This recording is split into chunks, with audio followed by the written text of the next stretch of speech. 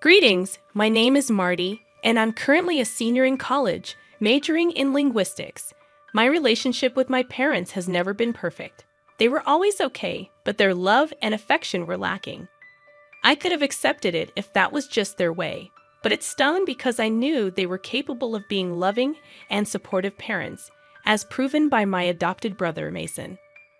They showered Mason with more affection and attention than they ever did with me, their biological son. Don't get me wrong, I believe in giving an orphan child a loving home, but it's hard not to resent them for neglecting my emotional needs. Our differences became unbearable when I entered college. Mason was still in high school, while I had to fend for myself, covering my tuition and living expenses at the mere age of 18. Facing substantial financial challenges, I reluctantly approached my parents for help, hoping for some support. However, they coldly refused, claiming I was old enough to provide for myself. They argued that their responsibility was to make me self-sufficient, having already cared for me until high school. It felt like they had abandoned me, treating me like a mere foster child and tossing me aside when I came of age. I worked 2 jobs, struggled through my courses, and even resorted to ghostwriting and teaching language classes to make ends meet. I fought hard, but it was a constant battle. My dream was to survive until graduation, after which I planned to secure a full-time job and pause my education until I could afford it. Meanwhile, back at home, Mason lived a life of luxury. Every holiday, he received extravagant gifts, including a car, something I had begged my parents for but was denied. I saved every penny for my tuition, while he enjoyed their financial backing without a worry in the world. This year, as Mason prepared for college, my parents not only paid his tuition, but also covered all his expenses, from his dorm to his car's insurance. The disparity between their treatment of us was a harsh blow. I couldn't bear it any longer. Borrowing a friend's car, I drove home, finding their nonchalant attitude about the situation infuriating. When I unexpectedly appeared, my mother feigned concern, but it was too little, too late. The resentment I felt towards my parents and the unfairness of their actions had reached its breaking point. I could have mistaken my mother's expression for concern, but it wasn't Thanksgiving or Christmas, and she had made it clear that those were the only times I was welcome in their home. I couldn't help but confront them, asking why they were supporting Mason financially, especially after essentially abandoning me when I started college. My dad grew tense but explained that Mason's major was in music, a difficult field to find stable work in initially. They felt compelled to assist him. I had worked odd jobs and waited tables to put food on my table, majoring in linguistics. Their excuse felt hollow. That night, I told my parents that they needn't worry about setting another plate for me. They could give everything to the son they loved more. Walking away, I was crushed, unable to comprehend why they never loved me.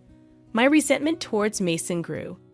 I recalled moments when my parents had showered me with attention, taking me out to play, and my mom cooking my favorite breakfast.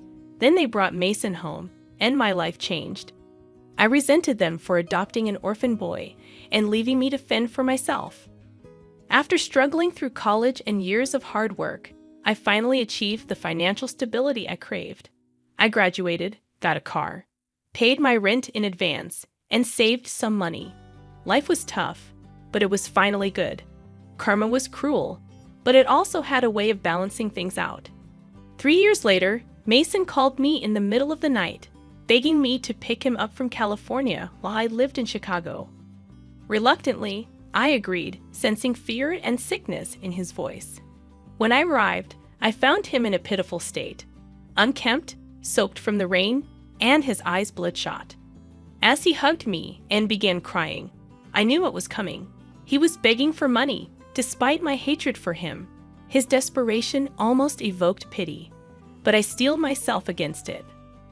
I asked him to explain his homeless situation, but all he did was plead for money, claiming he owed it to someone who would kill him if he didn't repay. I had neither the time nor the money for this, but he was still my brother. I couldn't just abandon him. We grew up together. I had known him since he was just 3 months old. Despite my frustration, I decided to take him to my place, hoping we could discuss his situation there. He fell asleep within 15 minutes of the drive. I ended up driving him to my parents' house. The journey took about 40 minutes from Chicago. I felt it was necessary for my parents to see the result of all the money they had poured into Mason. Perhaps it was a move of both concern and retribution, but deep down, I knew I was wrong too. Upon my arrival at my parents' house around 2 in the morning, I was nervous. The last time I had spoken to them was when I confronted them about their parenting. Since then, there had been silence. Even my mother, who lived less than an hour away, never bothered to visit or check on me.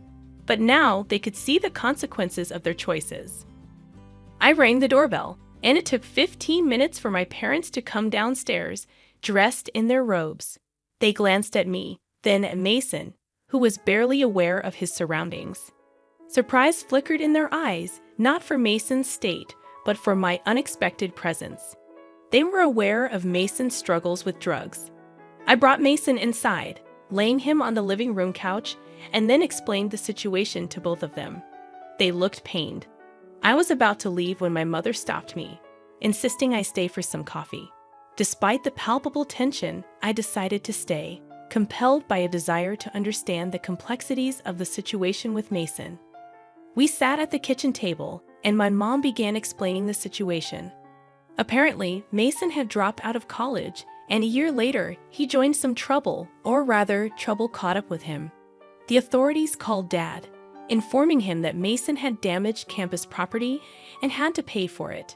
My dad did pay, but he was deeply disappointed.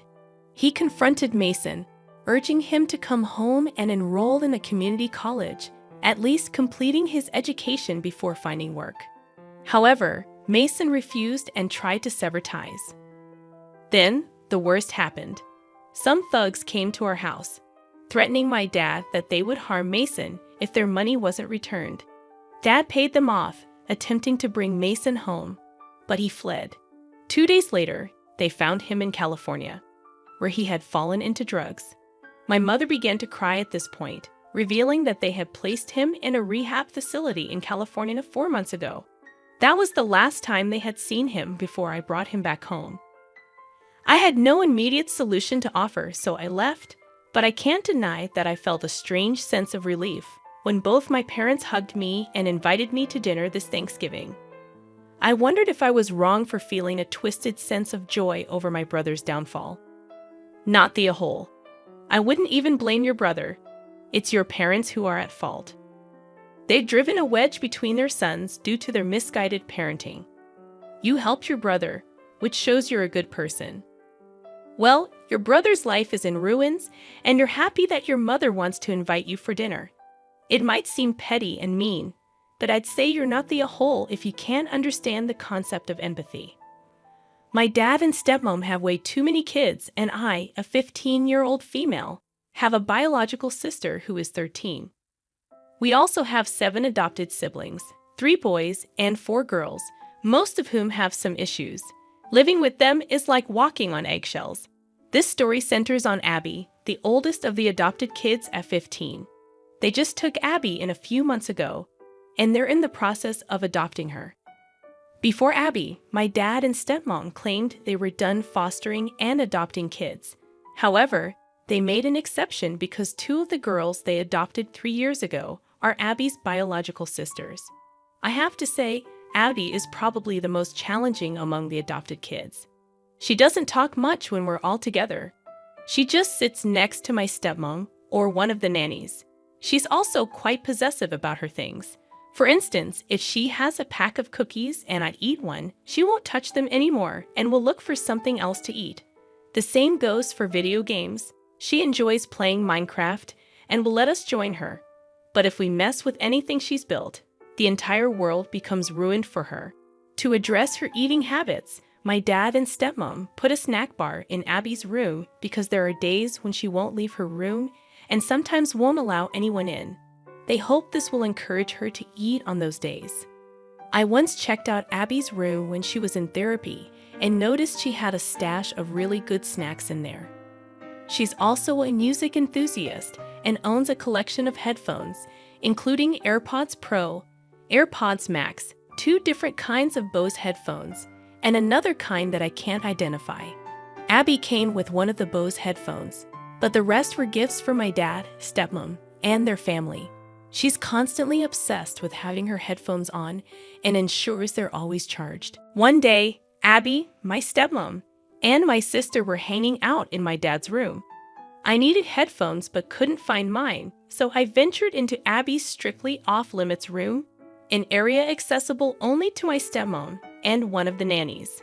I borrowed her AirPods Max and grabbed a fruit roll-up and a bag of cookies from her snack bar. I intended to charge the headphones and return them once I was done using them. When Abby discovered someone had been in her room, she threw a tantrum. It took my stepmom and the nanny the entire day to calm her down. They eventually found out I had entered her room and tried to reprimand me. I felt Abby was overreacting, and if anything, she should be the one facing consequences for her tantrum. In response, they attempted to ground me. Feeling unfairly treated, I called my mom and explained the situation. She came to pick me up to avoid my grounding due to Abby's outburst. Now, my dad is upset with me for breaking the rules and going to my mom to escape punishment. I wanted to know if I was in the wrong. I messed up. I was in the wrong. It's apparent now, Abby might be autistic or might have suffered from abuse in her past. There's a reason her room is off limits, a reason she acts the way she does. What's worse, it seems like she's never done anything to warrant such casual disregard for her boundaries. If I were your dad, I would insist you stay at your mom's until you're ready to apologize and accept your grounding. I would also extend the grounding for playing the card of going to your mom's to avoid punishment. You're the one at fault here. Foster kids, especially when new to a family, can be very difficult, struggling to adapt. That doesn't make you or her a bad person. However, what makes you wrong is going into her room, knowing it's off limits, stealing, not borrowing her things. You know she won't use things that others have used, and you went behind everyone's back to get what you wanted. Shifting gears, my mother passed away last year, and we're nearing the end of the legal process in just a few weeks. Over the past 6 months, my husband has been eyeing a range of things that, on a regular day, we definitely cannot afford. Normally, he'd have to use credit or save for weeks or even months. It's fine to wish for things or work towards treats, but he hasn't made an effort to save for these costly purchases. Instead, he's been pressuring me for updates on the legal process and asking how much longer it'll take. I've given him very little to no information because, at this point, things could still change significantly. Creditors might emerge, claiming money is owed, and so on. He's not the most responsible person with money. I've managed our finances full-time for the past 3 years because he has a history of sabotaging our financial goals and blowing our budgets. My plan is to use half of my inheritance to move our family into a house. I intend to save 40% to help my children in the future for their graduations, college, trips, or their first cars, and maintain a small emergency fund. This was something we couldn't do before because my husband kept giving money to his side of the family, depleting our accounts and leading us to homelessness 3 separate times. I understand the importance of helping family, but it's difficult for me to grasp the idea of allowing my 3 children and wife to become homeless just because an adult family member can't be responsible enough to pay their own bills or stay out of legal trouble. I fear waking up one day to find out that every cent of my inheritance has been spent behind my back. I would like to open an account in my name and proceed with the plan I mentioned earlier. My husband has made it clear that he intends to spend the money on new vehicles, tech gadgets, and other items solely for himself, not for our children or to secure our family's future. When I discuss investing or saving for our children's future, he dismisses it, claiming life is too short for such considerations. His response is that our children should work for what they want when they become adults, which seems contradictory given his recent actions. I'm certain that if his parents pass away, we'll be responsible for paying off their debts and covering any unknown costs out of our own pockets. Financially speaking, I started my marriage completely debt-free, and I've worked hard for years to help my husband achieve the same status. However, in the past decade, he has paid off his parents' credit card and IRS debts. They live paycheck to paycheck and believe saving money is pointless. I'm not sure if I'm making the right choice, but I simply want my children to experience the same happy and stress-free childhood I had. Am I in the wrong here? Not the whole. Seek legal advice to set everything up in a way that prevents him from having any claim to the money. Open a separate account without his name on it and avoid putting his name on the house deed. Regarding the debts of his parents, if you are in the US, you won't have to pay them. It comes out of their estate. And if there's no money in the estate, it doesn't come from your family's funds. You might consider lying to him about the amount and the timing, telling him it's a fraction of the true amount and that it will take 2 years to receive. This would give you time to figure out how to safeguard the money from his impulsive spending. Consult a lawyer soon, as nothing prevents him from opening new credit cards and charging extravagant purchases with the intention to pay them off using your inheritance.